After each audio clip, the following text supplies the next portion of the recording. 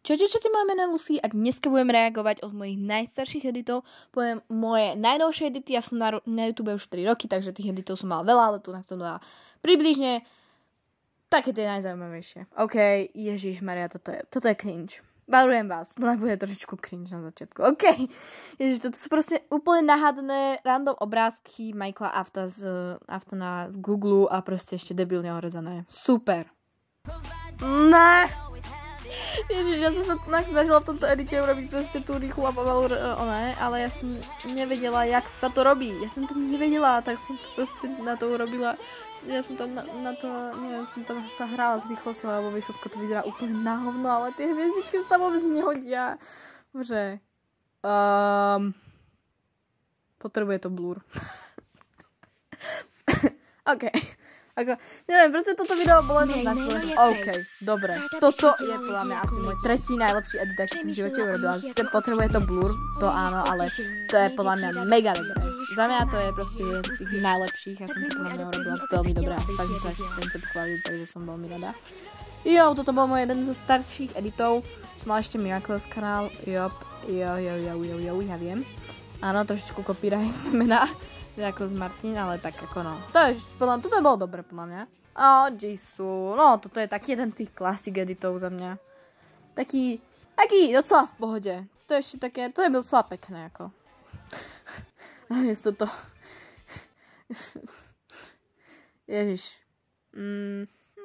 No, toto by som skôr rátala ako short, nie edit, ale tak no, tak to viac menej. No, to je také ešte v pohode, akurát, že dosť vidno, že sú to obrázky z Google a v Pinterestu, akože, no. Vlastne som to tam nechala schválené, aby ľudia chápali, že to je fakt z Pinterestu a z Google. Jo, toto je podľa mňa, toto je dobrý edit za mňa. To je tak v pohode, no. Taký ešte alright, no. Ruka proste. Nice, s tými fotkami som sa natrápila.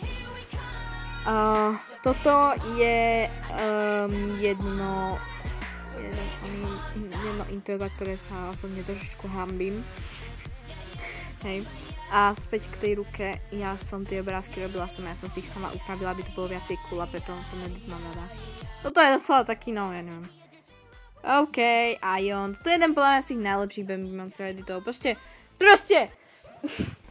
neviem, na tom sa nedá proste nič povedať, že je to mega cool, ani kritizovať až tak hrozne. A neviem. Ako tento edit je tiež taký, no, taký, že sa tiež nedá na to nič také hrozné povedať za mňa. Aj keď tá animácia na to písmo tam možno nebola úplne najlepšia, ale tak, bolo to byť horšie, vám poviem. Chiquita. To je jeden z tých, akože podľa mňa fakt dobrých, ako za mňa. Čo som ja urobila. Tá animácia v tomto je taká zvláštna. Akože fakt. Ale ako... Je to až také rozumné. No, uvidíte, že to bude aj horšie. No, toto je jeden... Podľa mňa toto má asi najhoršiu animáciu za mňa, lebo proste takéto... Proste, ja neviem, nehodí sa to tam k tomu. A pritom Rami je moja asi druhá najobľúbenejšia členka. Túto animáciu mám rada, volá sa to, že Vlak. Myslím, že 3 alebo 4 nácapnutie sa to tak volá, aj keď teraz ja viem, že editujem v InShote, ale vtedy som použila CapCut a na videá radšej používam InShot. Túto animáciu nemám moc rada, akože fakt sa to tam nehodilo, volalo sa to nejako jojo, alebo nejako tak som tam použila. Striedala som tam jojo 1 a jojo 2, ale nehodí sa to tam. Toto je ten najlepší edit, aký som kedy urobila. Za mňa najlepší. Proste všetko grafikovo, všetko. Proste ty kokos. To je proste, ja som sa pri tomto edite 3-krát rozhrevala, keď som ho editovala. Vždycky, keď počujem toto Name of Love, tak vždycky si spomínam toto. Vždycky si spomeniem, ako som mala zlomené srdce pri tomto edite.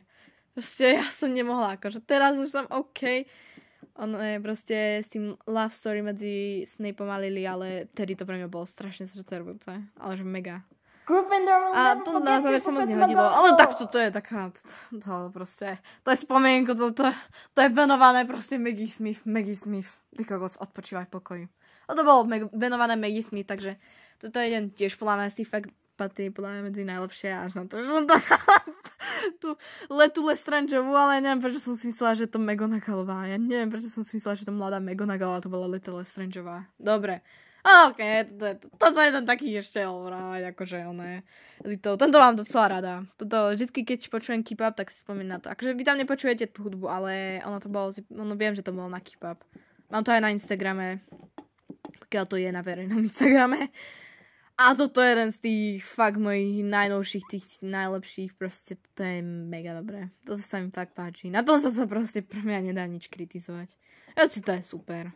A je proste dobré. Proste Daniel Radcliffe a Alan Rickman. Proste oni, tí dva boli úžasní. Toto proste neviem, či môžem nazvať akože oné editom, ale je to tak docela v pohode. A mimochodom, Daniel Radcliffe nemá s žiadnym iným starším hercom toľko fotiek ako s Alanom Rickmanom. Ja som si to hľadala, je to pravda.